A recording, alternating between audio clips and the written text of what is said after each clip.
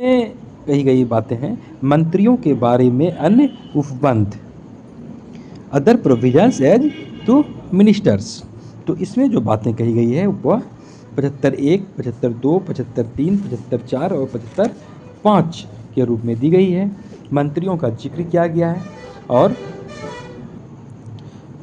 75(1) में कहा गया है कि प्रधानमंत्री की नियुक्ति राष्ट्रपति करेंगे और अन्य मंत्रियों की नियुक्ति राष्ट्रपति प्रधानमंत्री की सलाह पर करेंगे।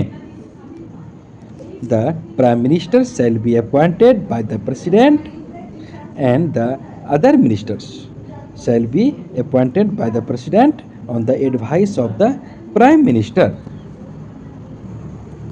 हालांकि इसके पूर्व आपको स्मरण होगा अनुच्छेद 74 में हम लोगों ने देखा था कि राष्ट्रपति को सलाह और सहायता देने के लिए मंत्रिपरिषद होती है और ये मंत्रिपरिषद उसका प्रधानमंत्री होता है। तो उसी तरह अनुच्छेद 75(1) में कहा गया कि राष्ट्रपति प्रधानमंत्री की नियुक्ति करेंगे। यहाँ पर समझने वाली बात यह भी है कि प्रधानमंत्री की नियुक्ति राष्ट्रपति करेंगे और अन्य मंत्रियों की नियुक्ति की जब बात होगी तो राष्ट्रपति करेंगे, लेकिन प्रधानमंत्री की मंत्रणा पर करेंगे, उनकी सलाह पर करेंगे। हालांकि इसके पहले अगर देखें तो प्रधानमंत्री की नियुक्ति करते हैं, ये सही है, लेकिन यहाँ पर राष्ट्रपति को किसी प्रकार की यहाँ पर स्वविवेक जैसी बात यहाँ पर नहीं होती है। वह नियुक्त में जो है मनमानी नहीं कर सकते हैं। वह उन्हीं व्यक्ति को प्रधानमंत्री के रूप में नियुक्त करते हैं जो लोकसभा के बहुमत दल के नेता होते हैं या जिसे लोकसभा में सदन में बहुमत होता है। अन्य मंत्रियों की नियुक्ति भी राष्ट्रपति करेंगे, लेकिन प्रधानमंत्री जिनको कहेंगे उन्हें ही प्रधानमंत्री ही मंत्रियों को विभिन्न मंत्रालय का विषय का आवंटन करते हैं। हालांकि यहाँ पर यह बात भी है कि जो कोई व्यक्ति भ्रष्टाचार में लिप्त होते हैं, गंभीर अपराध में लिप्त होते हैं, तो उन्हें मंत्री के रूप में नियुक्ति नहीं दिलाते हैं। प्रधानमंत्री मंत्री के रूप में नियुक्त करने का परामर्श नहीं देते हैं। सामान्य तौर पर मंत्रिपरिषद की जो भूमिका होता है वहाँ एक मंत्री का, तो उसके वहाँ पर वो शपथ लेते हैं, पद और गोपनीयता की शपथ लेते हैं, पवित्रता की बात करते हैं। तो ऐसे में उनके विश्वास पर खरा उतरे, तो इस बात को देखा जाता है। आपराधिक पृष्ठभूमि वाले व्यक्ति को मंत्रिपरिषद में चुनने के लिए सामान्य तौर पर विचार नहीं किया जाता है। और यहाँ पर हालांकि हम यह समझ सकते हैं कि एक मंत्री को नियुक्त करने की शक्ति जहाँ राष्ट्रपति को होती है, लेकिन प्रधानमंत्री की सलाह पर होते हैं, तो वही मंत्री को हटाने की भी वास्तविक अर्थों में शक्ति प्रधानमंत्री के पास ही होती है। प्रधानमंत्री अगर चाहेंगे तो फिर वो मंत्री के रूप में नहीं भी रह सकते हैं। 75(1) के सब क्लॉज में क और ख जोड़ा गया 2003 में संविधान का 51वां संशोधन करके। इसमें जो महत्वपूर्ण बातें कही गई वह 75(1) का क जो जोड़ा गया, इसमें कही गई कि मंत्रिपरिषद में प्रधानमंत्री सहित मंत्रियों की कुल संख्या लोकसभा के सदस्यों की कुल संख्या के 15% से अधिक नहीं होगी। The total number of ministers, including the Prime Minister, in the Council of Ministers shall not exceed 15% of the total number of members of the House of People। Lok Sabha के जितने मेंबर हैं, जितने सदस्य हैं, उसके 15% से अधिक मंत्री नहीं बनाए जा सकते हैं। वर्तमान संदर्भ में अगर देखा जाए तो 82 मिनिस्टर्स तक बनाए जा सकते हैं। और इसमें 75(1) का खो जो रह गया, इसमें जो बातें कही गई इसके संदर्भ में मूल बातें यह थी कि दल विभाजन के आधार पर दल परिवर्तन पर सदस्यता समाप्ति। कहने का मतलब इसमें जो बातें कही गई है कि कोई यदि दल चेंज कर लेते हैं सत्ता, जैसे 1/3 आप देखते हैं कि 1/3 सदस्य जो है दल विभाजन करके नया दल बना सकते हैं, तो यहाँ पर इनकी सदस्यता तो स्वतः समाप्त हो जाएगी और ऐसा व्यक्ति तब तक मंत्री नहीं बनाया जा सकता है जब तक कि वह पुनः निर्वाचित न हो जाए। 75 का 2 इसमें कही गई बातें हैं कि मंत्री राष्ट्रपति के प्रसाद पर्यंत अपने पद धारण करेंगे। The ministers shall hold office during the pleasure of the president. यहाँ पर यद्यपि की बात कही गई है कि मंत्रीगण यहाँ पर राष्ट्रपति के प्रसाद पर्यंत अपना पद धारण करते हैं। लेकिन वास्तविक अर्थों में अगर देखा जाए तो राष्ट्रपति नहीं बल्कि प्रधानमंत्री की सलाह मानने पर यहाँ पर वे बाध्य हो जाते हैं। चूँकि प्रधानमंत्री की नियुक्ति राष्ट्रपति करते हैं, लेकिन दूसरे मंत्री प्रधानमंत्री की सलाह पर ही राष्ट्रपति द्वारा नियुक्त किए जाते हैं। इसलिए यहाँ पर बातें कही गई है यद्यपि कि मंत्री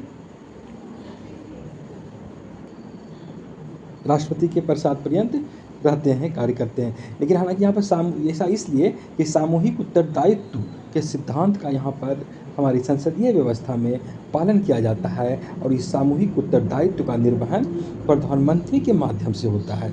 और यहाँ पर अपने मंत्रियों को चुनने के लिए, उन्हें हटाने के लिए प्रधानमंत्री को पूरा का पूरा अधिकार होता है। वे जिसे चाहें अपने मंत्रिमंडल में रखें या किसी मंत्रिपरिषद के रूप में रखें या फिर नहीं रखें।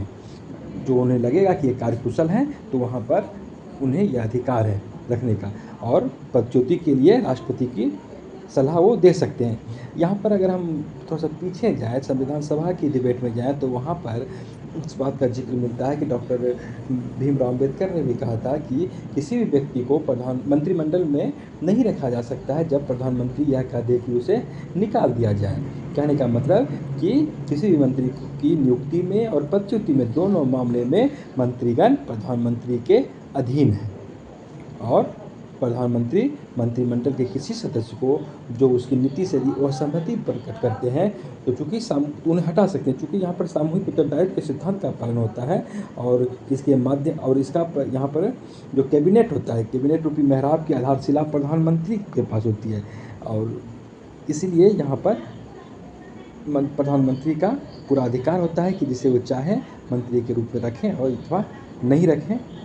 अगर कोई मंत्री हो सरकार की नीति से अलग राय रखते हैं तो उन्हें मंत्रिमंडल में या मंत्रिपरिषद में शामिल होने का अधिकार नहीं देते हैं, उन्हें हटा दिया जाता है, क्योंकि इससे सामूहिक उत्तरदायित्व के सिद्धांत का पालन नहीं होता है। 75 इनमें जो कई बातें कही है कि मंत्रिपरिषद लोकसभा के प्रति सामूहिक रूप से उत्तरदायी होगी। The council of ministers shall be collectively responsible to the house of the people. सामूहिक उत्तरदायित्व का किया हुआ ये मंत्रिपरिषद जो है लोकसभा के प्रति सामूहिक रूप से उत्तरदायी होंगे। मंत्रिमंडल की संवैधानिक रूप से बाध्यता होती है कि वे संसद के निर्वाचित सदस्य होते हैं और वहाँ पर यदि वे विश्वास खो देते हैं तो उन्हें पद त्याग करना पड़ता है। और सामूहिक उत्तरदायित्व जहाँ पर लोकसभा के प्रति होता है वहाँ वह मंत्री यद्यपि कि राज्यसभा का ही क्यों सदस्य, लेकिन सामूहिक उत्तरदायित्व लोकसभा के प्रति होती है।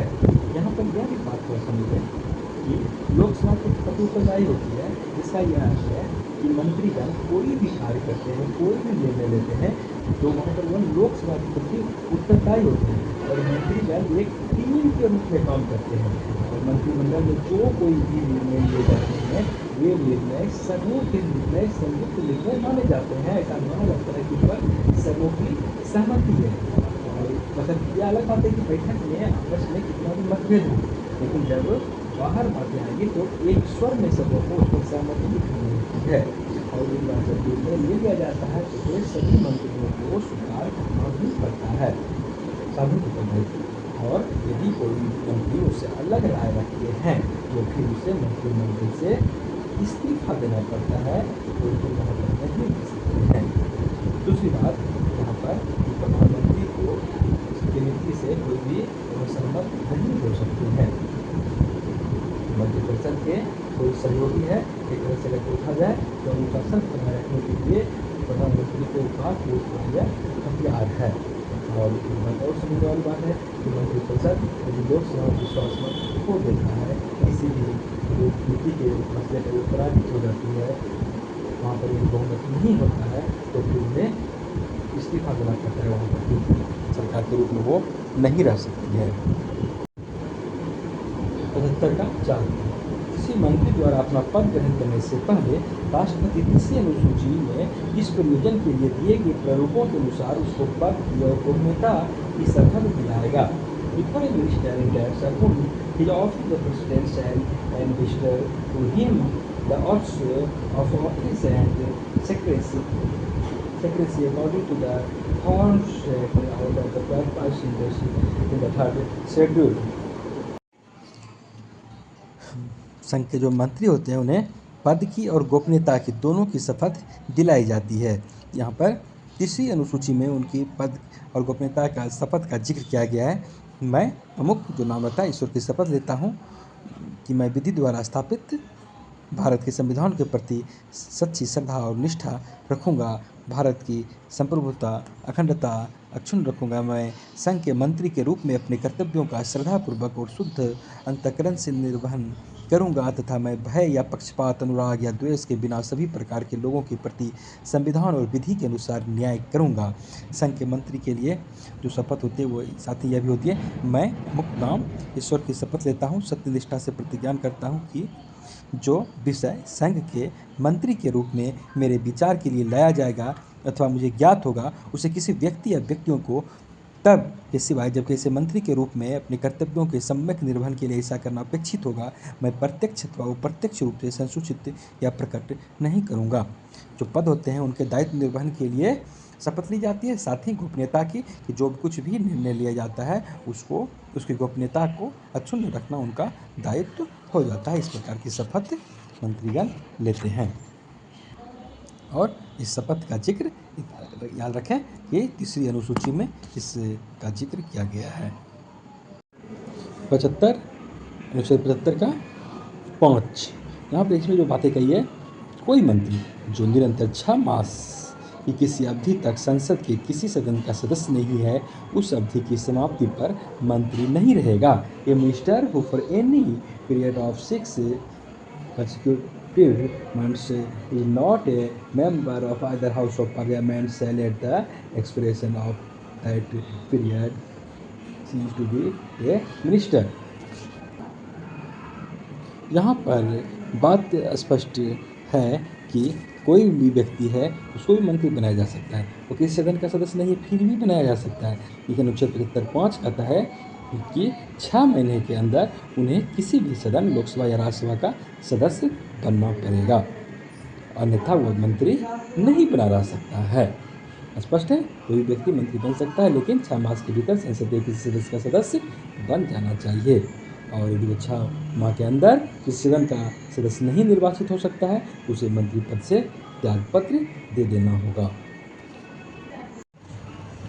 अनुच्छेद 75(6) कि मंत्रियों के वेतन और भत्ते ऐसे होंगे जो संसद विधि द्वारा समय समय पर अवधारित करे और जब तक संसद इस प्रकार अवधारित नहीं करती है तब तक ऐसे होंगे जो दूसरी अनुसूची में भी निर्दिष्ट हैं। The salaries and allowances of ministers shall be such as parliament में from time to time law determine and until parliament to determine shall be as specified in the second schedule। अर्थात मंत्रियों को जो वेतन भत्ते दिए जाएंगे वे समय समय पर संसद विधि द्वारा बढ़ा सकती है और जो संसद तय करेगी उतना वेतन मिलेगा, उनको भत्ता मिलेगा। और ये समझ लें इस वेतन भत्ते संबंधी जो जिक्र किया गया है संविधान की अनुसूची 2 में किया गया है उस अनुसार उनको दिया जाएगा, उनमें कटौती नहीं की जाएगी।